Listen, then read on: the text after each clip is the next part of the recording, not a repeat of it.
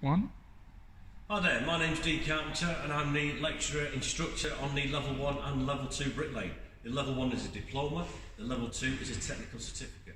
You undertake the level 1 and then, fingers crossed, if we do well and we pass it, then you can progress on to the level 2 technical certificate.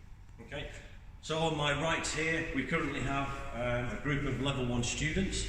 The level 1s, there's 34 of them at the moment, are currently building a half brick wall. This is one of their first assessments.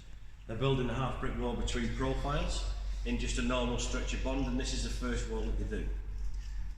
As long as this wall, we also do a brick wall, we also do a cavity brick, we do a half brick return. Alongside the bricklaying, these construction skills, we also do laying paving slabs, we lay sets, we do gravel paths, and we also do concreting.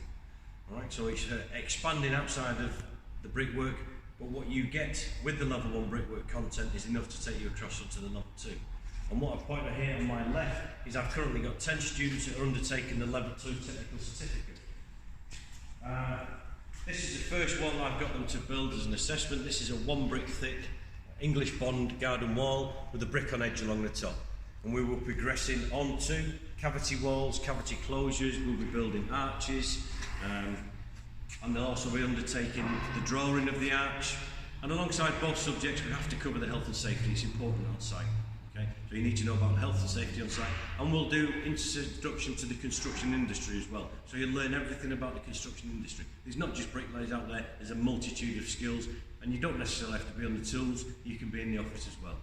Okay? So that's just a quick insight into the level 1 and the level 2 brickwork within Andover College. Thank you for listening, taking the time. Hope you enjoy yourself here. We'll have fun together.